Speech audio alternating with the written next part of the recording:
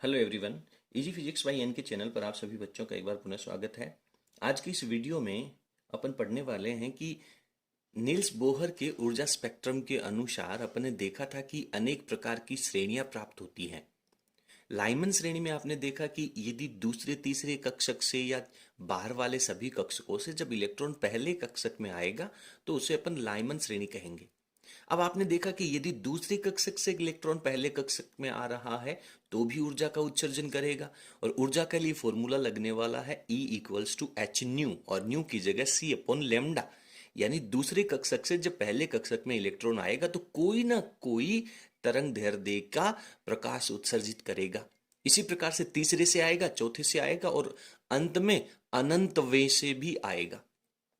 तो दो स्थितियां होंगी, एक बार उत्सर्जित होने वाला जो तरंग दैर्ध्य है वो मिनिमम होगा और एक बार उत्सर्जित होने वाला जो तरंग दैर्ध्य है वो मैक्सिमम होगा। तो सबसे पहले अपन यहाँ पे श्रेणी ले लेते हैं, लाइमन श्रेणी। एक एक श्रेणियों के लिए अपन पढ़ते जाएंगे और आगे बढ़ते जाएंगे। लाइमन श्रेणी, लाइमन श्रेणी के लिए अपने को फॉर्मूला क्या होता है, सबसे पहले तो फंडामेंटल्स क्लियर करो। सर लाइमन श्रेणी के लिए n1 की वैल्यू रहेगी 1, सर n2 की जो वैल्यू है वो रहेगी 2, 3, 4 और इससे ज्यादा। और सर 1 अपॉन लेमडा का जो फॉर्मूला होता है वो होता है आपके पास r bracket 1 upon n1 square minus 1 upon n2 square. और आप चाहते क्या हो, आप चाहते हो एक तो लेमडा मैक्सिमम निकालना और एक आप चाहते हो लेमडा का मान मिनिमम निकालना। अब मैं आपको बताऊंगा, आपके पास दो सिचुएशन हो सकती है। सर या तो दूसरे कक्षक से जब पहले कक्षक में आएगा उस समय लेमडा मैक्सिमम या मिनिमम हो सकता है, और या फिर अनंतवे कक्षक से जब पहले कक्षक में आएगा उस समय लेमडा मैक्सिमम या मिनिमम हो सकता है। बिकॉज बाउंड्री की लाइनें यही है, दूसरे से या फिर अनंतवे से, क्योंकि बीच में तीसरे चौथे पांचवें कक्षक से आएगा तब तो मैक्सिमम और मिनिमम तो नहीं हो सकता। अलग अलग प्रकाश, अलग अलग लेमडा का प्रकाश जरूर मिलेगा बट मैक्सिमम मिनिमम नहीं होगा। अब आपके सामने प्रॉब्लम यह है कि सर कौन सी स्थिति के लिए मैक्सिमम होगा और कौन सी स्थिति के लिए मिनिमम होगा। सबसे पहले इस डाउट को कंफर्म कर लेते हैं, क्योंकि परीक्षा में जब प्रश्न आता है तो उस समय ये दोनों क्वेश्चन नहीं आते हैं, एक ही आ जाता है, या तो अधिकतम तरंग दैर्ध्य ज्ञात कीजिए या फिर न्यूनतम तरंग दैर्ध्य ज्ञात कीजिए। तो फिर आपको ये बात कंफर्म होनी चाहिए कि कौन सी स्थिति में मैक्सिमम होगा और कौन सी स्थिति में मिनिमम होगा। ठीक है, अब मेरी बात को ध्यान से सुनना। आप जानते हो कि सर डेल्टा ई का फॉर्मूला होता है वो एच न्यू होता है, और एच न्यू में न्यू की जगह अपन फॉर्मूला लिख सकते हैं सी अपॉन लेमडा। और आप जानते हैं कि यदि ऊर्जाओं का अंतर ज्यादा होगा इसका मतलब लेमडा कम होगा। ठीक है, और यदि ऊर्जाओं का अंतर कम होगा तो लेमडा ज्यादा होगा। अब आप मुझे ये बताएं कि लाइमन श्रेणी में आप पढ़ते हैं कि n बराबर 1वां कक्षक है, ये दूसरा कक्षक है, इसके बाद में तीसरा, चौथा, पांचवा और इस तरह से ये अनंतवां कक्षक है।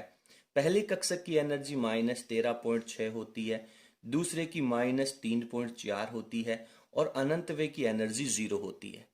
तो आप मुझे बताएं कि पहले दूसरे कक्षक की ऊर्जाओं में अंतर ज्यादा होगा या पहले और अनंतवे कक्षक में ऊर्जा का अंतर ज्यादा होगा। एक बहुत सिंपल सा फंडामेंटल है, सारा टॉपिक अपन पढ़ चुके हैं। सर पहले दूसरे में अंतर तो थोड़ा सा होगा, 10.2 इलेक्ट्रॉन वोल्ट का होगा, और अनंतवे और पहले में 13.6 इलेक्ट्रॉन वोल्ट का डिफरेंस होगा। तो आप देख रहे हैं कि पहले में और अनंतवे में, यानी सभी स्थितियों की बात कर रहा हूं मैं, ना केवल लाइमन श्रेणी की, ये का यही फंडामेंटल बार्मर में, यही पाश्चन में, सब में यही रहने वाला है। तो जब अनंतवे कक्षक से इलेक्ट्रॉन लाइमन में पहले में आएगा, बामर में दूसरे में आएगा, ठीक है ना।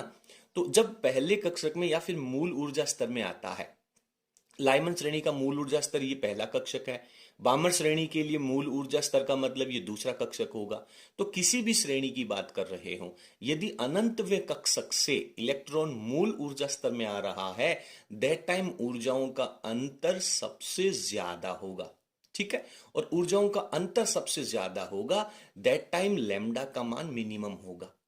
तो यदि आपको लेमडा की वैल्यू मिनिमम चाहिए तो लाइमन श्रेणी में n1 की जगह तो 1 रखना है और n2 की जगह इन्फानाइट रखना है, अनंत रखना है, यदि लैम्डा मिनिमम चाहिए तो। और अगर आपको लैम्डा मैक्सिमम चाहिए तो लाइमन श्रेणी में n1 की वैल्यू तो फिक्स है, आपको पता है। n2 की वैल्यू में प्रथम उत्तेजित ऊर्जा स्तर लिखोगे। लाइमन श्रेणी का प्रथम उत्तेजित ऊर्जा स्तर क्या है? दूसरा कक्षक है। तो मैक्सिमम लैम्डा निकालना है, दैट टाइम आपको यहाँ पे 2 रख करके सोल्व करना है। ये पूरा डेरिवेशन आप लोग सोल्व करते जाएंगे, सोल्व करते जाएंगे, ठीक है। एक लास्ट में मैं आप लोगों को एक बात और बता दूं, इस पूरे डेरिवेशन में जो प्रॉब्लम आने वाली है वो मैं आपको पहले ही बता देता हूं ताकि आपको दिक्कत ना रहे। यहां पे जब आप इसको सोल्व आउट करोगे तो ये वैल्यू रहेगी 1/λ की, लेकिन आपको तो 1/λ थोड़ी चाहिए, या तो आपको लैम्डा मिनिमम चाहिए या फिर लैम्डा मैक्सिमम चाहिए, यानी 1/λ ना चाह करके लैम्डा चाहिए। और लैम्डा चाहने का मतलब है कि आप इन सबको उल्टेंगे। जब आप इन सबको उल्टेंगे तो ये जो आर है वो भी 1 के बटा में आएगा और ये आपके पास वैल्यू हो जाएगी 1/r, ठीक है। और इस 1/r की वैल्यू आप लोगों को याद रखनी है कि 1/r की जो वैल्यू है वो एंगस्ट्रॉम के रूप में कितनी होती है। तो इसकी वैल्यू 913 एंगस्ट्रॉम होती है, ठीक है। 1/r की वैल्यू जो है वो 913 एंगस्ट्रॉम होती है। डायरेक्ट आपको याद रखनी है यदि आपको इनकी वैल्यूज चाहिए तो, ठीक है। और जब इन दोनों का अनुपात निकालना हो दैट टाइम ये आर है वो दोनों में ही आएगा, मैक्सिमम में भी आएगा, मिनिमम में भी आएगा, तो कैंसिल आउट हो जाएगा। तो दैट टाइम आपको आर रखने की जरूरत नहीं है। लेकिन अगर आपको कहीं आर की 1/r की जरूरत पड़े तो आपको 913 एंगस्ट्रॉम रखना होगा, ठीक है। चलिए अब अपन आगे सॉल्व कर लेते हैं। तो यहां पे मैं लिखता हूं अधिकतम तरंग दैर्ध्य के लिए, अधिकतम तरंग दैर्ध्य के लिए, अधिकतम तरंग दैर्ध्य जब आपको प्राप्त करना है, अधिकतम तरंग दैर्ध्य के लिए बताएं क्या रखना होगा। n1 की वैल्यू बताने की जरूरत नहीं है, n2 की वैल्यू बता दें। अधिकतम तरंग दैर्ध्य के लिए n2 की वैल्यू सर 2 रखनी है। ये बात अपन पहले कंफर्म कर चुके हैं। तो यहाँ पे 1/λ मैक्सिमम लिख देता हूं मैं। This is equals to r रह गया, 1/1 का स्क्वायर तो 1 हो जाएगा और ये 1/2 का स्क्वायर 4 हो जाएगा। इसको आगे सोल्व कर लो, एलसीएम आ गया 4, ये हो जाएगा 4 - 1 यानी 3/4r। डेफिनेटली डायरेक्ट लिख दूं ना मैं, 3/4r। और यहां से अब मैं इनको उलट देता हूं। यहां पे लास्ट में बहुत बड़ी प्रॉब्लम आती है, अक्सर बच्चे यहां पे ही गलती होती है। तो लैम्डा मैक्सिमम जब आपने किया तो इसको उलट दिया, उलट दिया तो 4 ऊपर आ गया और 3 नीचे आ गया, तो ये 4/3 हो गया। बट बच्चे गलती से इस r को वापस यहीं रख देते हैं। ये जो r है ये 3 के गुणनफल में है, ये हमेशा 3 के साथ रहेगा। तो ये r है वो आपका यहाँ पे आ जाएगा। तो ये लैम्डा मैक्सिमम की वैल्यू आ गई समीकरण नंबर 1, ठीक है। उसके बाद में अपन बात करते हैं यहाँ पर न्यूनतम तरंग दैर्ध्य के लिए।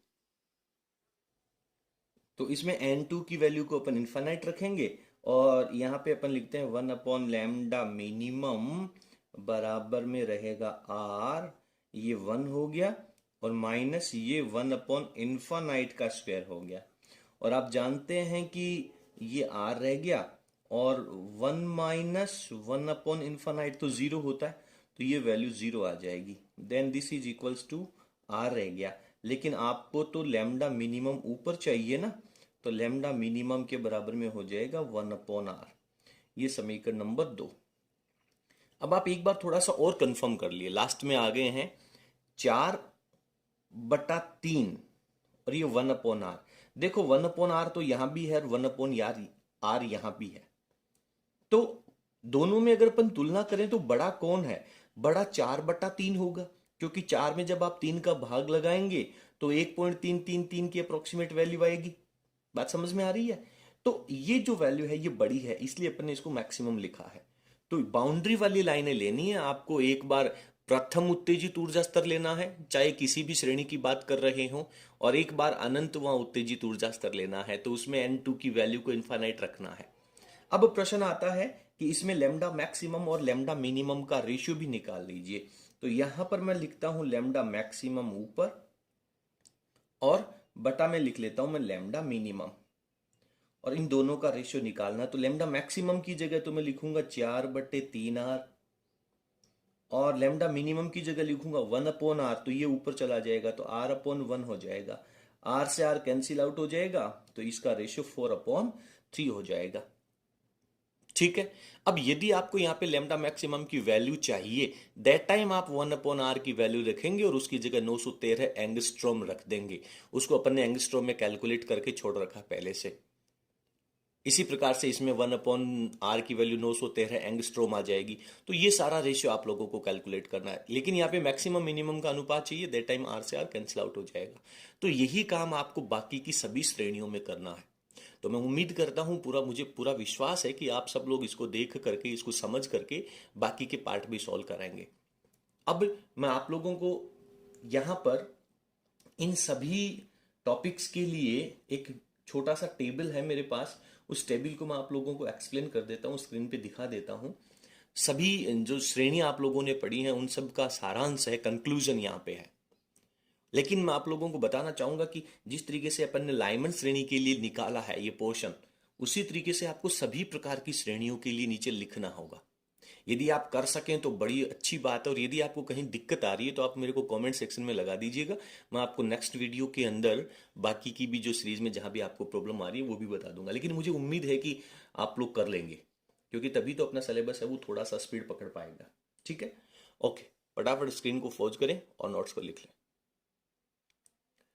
अब यहां पर आप लोगों को ये जो टेबल नजर आ रही है उसमें सबसे पहले स्पेक्ट्रमी जो श्रेणियां हैं उनको दिखाया गया है। स्पेक्ट्रमी श्रेणियों में लाइमन, बामर, पाश्चन, ब्रैकेट, फुंड को लिखा है। उसके बाद में संक्रमण, संक्रमण का मतलब है कि इलेक्ट्रॉन कहां से कहां तक जाएगा। तो लाइमन में आप देख रहे हैं कि N2 की वैल्यू है वो 2 3 4 रखी जाएगी।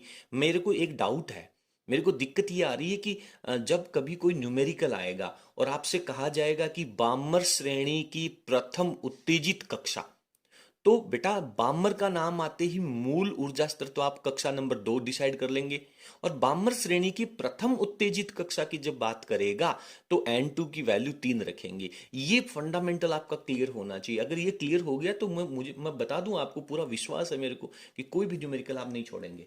ठीक है, जैसे ब्रैकेट श्रेणी का दूसरा उत्तेजित ऊर्जा स्तर, तो सर ब्रैकेट श्रेणी का मतलब तो चौथी कक्षा आ गई, और उसका प्रथम उत्तेजित कक्षा तो 5वां होगा, द्वितीय उत्तेजित कक्षा 6ठा कक्षा का होगा। ये चीजें आप लोग कंफर्म कर लें, बाकी के अपन इसके जो एग्जांपल्स है न्यूमेरिकल है वो भी सॉल्व कर लेंगे। ठीक है, इसके बाद में अधिकतम तरंग दैर्ध्य लैम्डा मैक्सिमम, लैम्डा मैक्सिमम का यहाँ पे एक फॉर्मूला दे रखा है। ये फॉर्मूला आप याद कर सकते हैं, लेकिन मैं सजेस्ट करना चाहूंगा कि आप ये फॉर्मूला रटे नहीं, आप इसको सॉल्व करें। ठीक है, क्योंकि लैम्डा मैक्सिमम का मतलब है कि जस्ट बाहर वाला पहला उत्तेजित ऊर्जा स्तर जो होगा वहां से इलेक्ट्रॉन आएगा।